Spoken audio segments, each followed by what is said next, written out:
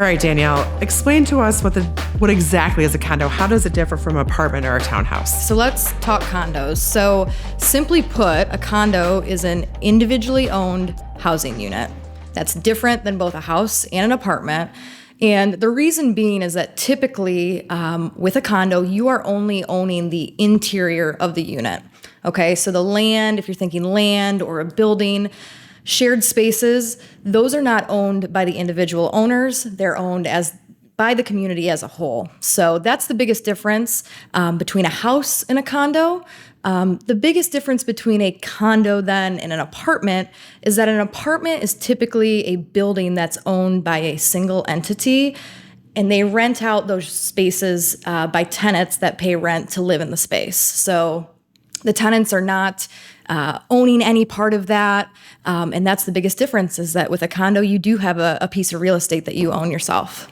How do you buy a condo? So there are a couple of different ways that you can buy a condo. Most common is through mortgage financing, right? So first and foremost, you have to put a team together. You have to have a real estate agent involved. If you're going to get a mortgage, there's going to be a lender that's involved with that as well. And there's actually a number of options when it comes to financing for condos. We can get into that a little bit, but a lot of different options are available for that. So when you want to buy a condo, who do you contact? So typically first, you are going to start out that process by contacting a real estate agent that you trust. I would recommend doing a little bit of research to work with somebody who has done condo purchases in the past, because there is a unique flow to it, slightly different than a house. So somebody that has a track record for working within either a condo complex and or a certain area of maybe downtown or a community that they specialize in, working with an agent that has that background is going to go a long way. The second piece is to work with a lender that's accredited, like myself, to go ahead and do the financing for those transactions. Because condo financing can get tricky, right? I don't like to overcomplicate it, because there are nearly every loan program that's out there has an option for condo financing. It doesn't have to be complicated. Some banks and institutions can make it that way, but it doesn't have to be. So typically your down payment requirements are going to be very similar to that of a house. The process is going to be very similar. There is some additional paperwork that's required by the lender, but your loan officer will lead you through that. And typically it's not something that you will need to worry about as the person that's buying it. I know that there's two different kinds of condo loans. Can you explain warrantable and non-warrantable condos for me? There is, and that's where we see some of those lending differences when it comes to condos. A non-warrantable condo is essentially a condo complex that has been deemed riskier when it comes to things like the financing. And the reason why is because there's a number of different things that go into this. But for example, if a complex has a lot of commercial space, that can create some issues when it comes to how a mortgage company or a bank is going to evaluate that financing. So typically that's a really big red flag that could lead to that non-warrantable status. Another big red flag that sometimes pops up is, if a number of the units are rented out to investors rather than those who own the units, that also can be a big red flag. So what's going to happen is your lender's going to do that research ahead of time to figure out the condo that you're interested in, is it warrantable, is it not? And they'll be able to figure that out right away. And that's one additional piece of the financing process that can come up when you're working with condos. Okay. And so warrantable condos are obviously easier to finance, correct? They are, correct. Warrantable condos are easier to finance. You are going to have more options for lower down payment with a warrantable condo. And again, working with a real estate agent that knows the area along with a lender, you're going to be able to decipher which communities are warrantable and which are not. Okay. So like a non-warrantable condo basically means you probably need more money down. That's correct. With a non-warrantable condo, you typically do need more money down depending on the loan program. I've seen as low as 10%. You can do them without the full 20% down, but typically that 10% requirement will come into play. Can you do government loans, FHA loans for condos? You can. So conventional loans, FHA loans, VA loans, USDA loans, all of the standard loan programs that are out there do have an option for condo financing. And if the condo is indeed warrantable and you're using one of those loan programs, low down payment options are available. We all know that there's HOA fees. Can you talk a little bit about HOA fees, how they work, how much they tend to be, and do you as a lender is that put into the loan amount, or is that part of the payment? Great question. So what are HOA dues to begin with, right? So homeowners association dues are a fee that has to be paid by the owner of a condo complex. And the reason why, it's kind of going back to the advantages of living in a condo, right? So why do people choose to live in condos? A lot of people choose to live in condo complexes or buildings due to, right, the convenience factor. There's less upkeep with a condo. You're not responsible for things like maintenance or lawn care or snow removal or whatever it may be. So for low maintenance purposes, that's why people will choose to live in a condo. Additionally, there's amenities a lot of times. So you might have a gym or a pool or a community area that you can rent out. So all of those shared spaces have to be maintained. How are they maintained? There has to be a fee. So all of the owners will pay that homeowners association dues, to go ahead and maintain all of those spaces, to keep the complex, very aesthetically pleasing, general cleaning, all of those things. So those dues are not something that are included in your mortgage payment. They're paid separately, but it is something that the lender will consider when they're evaluating how much you can afford to buy. So when a lender pre-approves you for a condo, they're going to take into consideration those homeowners' dues that will be something that you need to pay out monthly.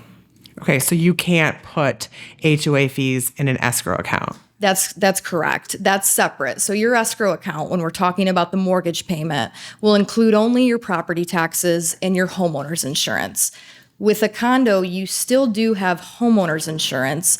It's walls in protection. So that means everything within your interior unit is protected under your homeowner's policy.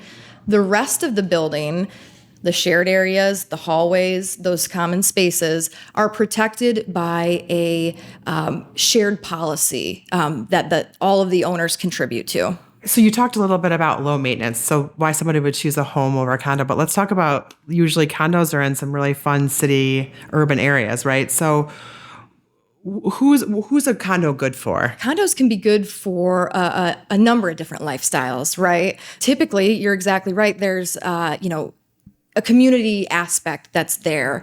So a lot of younger working professionals who spend a lot of time in their office or don't want to spend their evenings doing housing projects or maybe aren't as handy. Those younger working professionals make up a big part of the community in a lot of condo buildings in downtown areas. And then there's a different type of condo community where it doesn't have to be in a downtown setting. These are communities that may all have, been their homes that were maybe put up by the same builder, and they still have that low maintenance aspect where maybe lawn care and snow removal is covered, and maybe it's maybe an elderly community, and so there's different, just depending on where you live, your market, there are going to be different groups of people living in condos, but again, it's kind of that low maintenance lifestyle that typically people who seek out condos are looking for. And a built-in community, right? Exactly. Most condo complexes will have, Christmas parties, or they're going to do events, or they're going to be, centered in an area where it's kind of more hustle and bustle and that type of thing. So those who are looking for the social aspect can get that as well. How much does a condo cost compared to a home?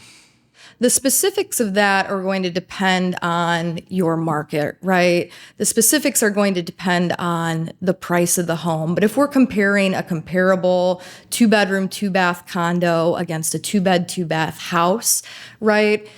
The expenses can be very, very similar. There's no big difference in the interest rate. There's no big difference in the mortgage payment itself. But what you're paying for with those HOA dues is more of the convenience again. So you're going to have that added expense of a homeowners association due that you pay each month.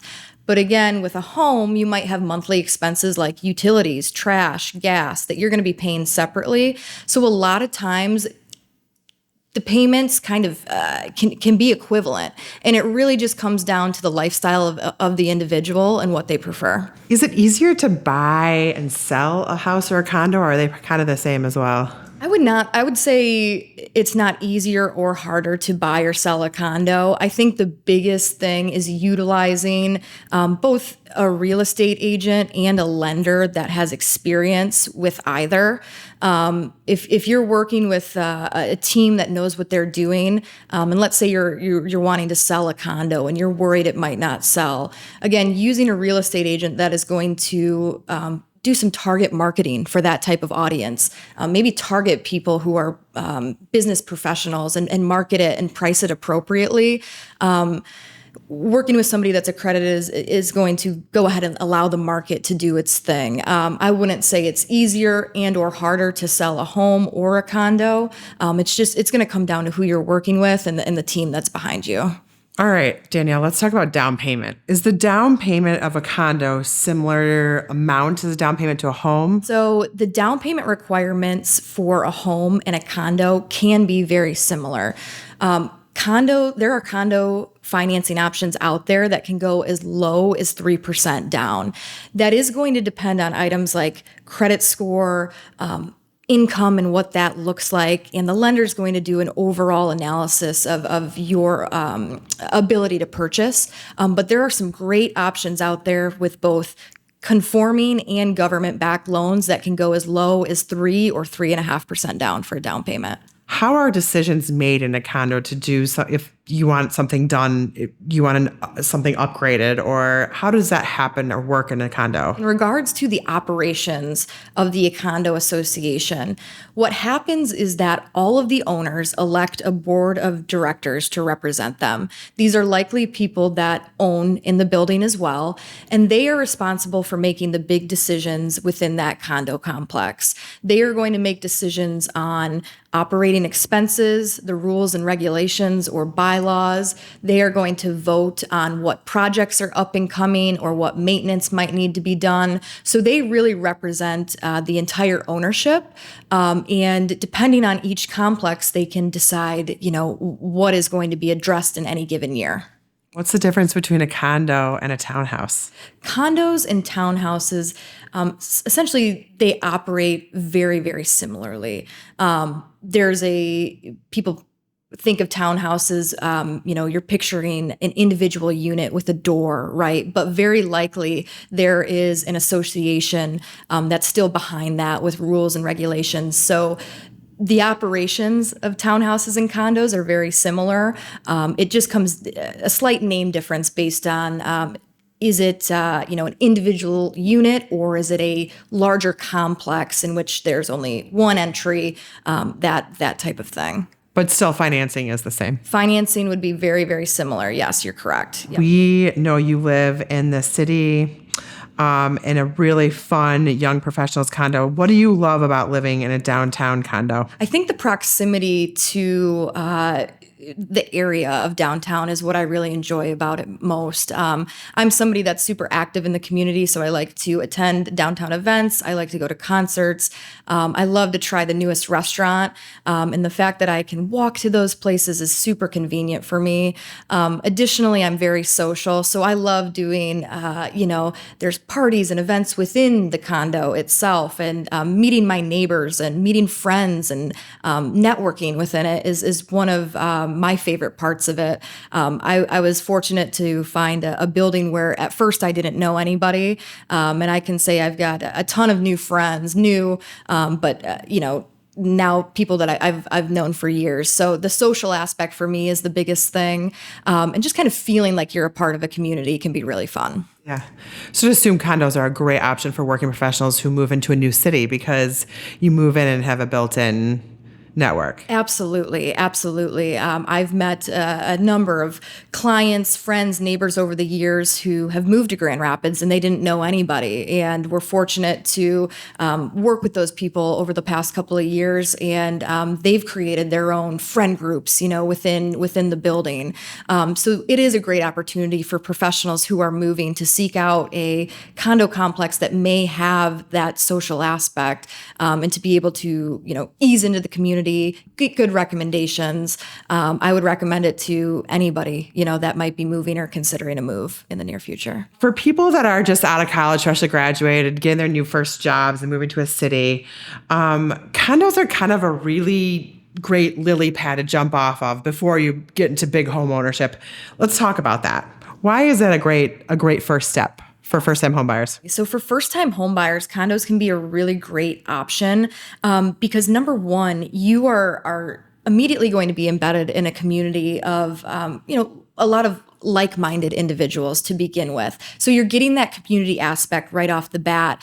However, you are going to be able to gain equity by having ownership in this unit. That's going to be different than renting an apartment. Renting an apartment, you're paying somebody else's mortgage. So to get the best of both worlds by being able to find a place where there's that community aspect that's there and own something that's your own and start the homeownership process without too many bumps, I think it's a great option for first-time buyers. Maybe you're in your first job right out of college and you're thinking, you know what, I don't want to rent anymore, but I don't want to leave that commute. Right. You don't want to mow the lawn or do the snow just yet. Those are, especially for those people that live by themselves or maybe single, it's an awesome option because it really brings the best of both worlds together of having ownership, but also not having all of the responsibilities of maintaining a house and then having a community as well. All right, so you've talked me into buying a condo. Now, what do I do? So if you are thinking about buying a condo, the first step is going to be to find a reputable mortgage lender that does condo financing. For people looking in the West Michigan area, Treadstone Mortgage, we do a fantastic job with condo financing. We have multiple options. So that's going to be step one because you want to figure out what you can afford, your budget, and work with a loan officer that knows the area well. Step number two is going to be then to find a real estate agent. So this is a team that you're putting together. The same applies. You want to be able to work with an agent that has experience with condo transactions, knows the area well. Take some time, interview a couple, ask some questions, and figure out who might be a good fit for you. Once you have your team together, you're going to be able to narrow down that area a little bit better. And from there, you can set up a search and start that. That's the exciting part. Tour some different buildings, figure out what kind of vibe you want to go for. And that would be my recommendation for first steps if you wanted to move forward.